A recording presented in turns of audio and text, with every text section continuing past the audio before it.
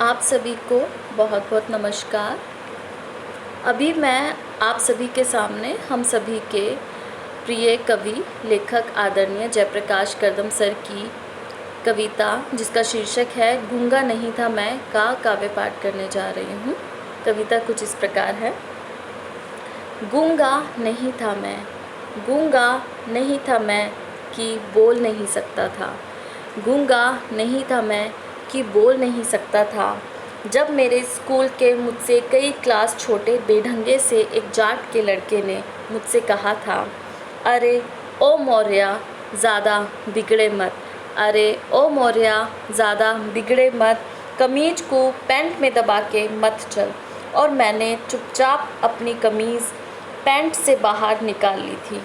गूंगा नहीं था मैं, गूंगा नहीं था मैं, ना अक्षम अपाहिज या जड़ था कि प्रतिवाद नहीं कर सकता था उस लड़के के इस अपमानजनक व्यवहार का। लेकिन अगर मैं बोल जाता, जातीय अहम का सिंहासन डोल जाता, सवर्ण छात्रों में जंगल की आग की तरह यह बात फैल जाती। ढेड़ों का दिमाग चढ़ गया है, ढेड़ों का दिमाग चढ़ गया है।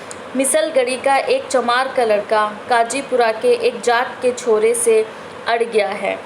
आपसी मतभेदों को भुलाकर तुरंत फुरत स्कूल के सारे सवर्ण छात्र गोलबंद हो जाते और खेल अध्यापक से हॉकियाँ ले लेकर दलित छात्रों पर हल्ला बोल देते। इस हल्ले में कई दलित छात्रों के हाथ पैर टूटते, कईयों के सिर फूट जाते और फिर स्कूल परिसर के अंदर झगड़ा करने के जुर्म में हम ही स्कूल से रेस्टिकेट कर दिए जाते।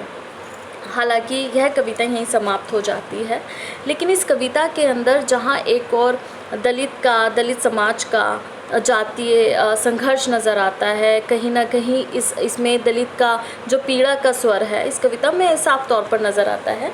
लेकिन यह कविता हम सबके लिए भी एक पाठ पढ़ाती है, हम सभी को भी, कि आपके जीवन में कैसी भी परिस्थितियां हों, आपको उन परिस्थितियों का डटकर सामना करना है और अपने गंतव्य की तरफ, आपके लक्ष्य की तरफ आपको ध्यान केंद्रित करना है।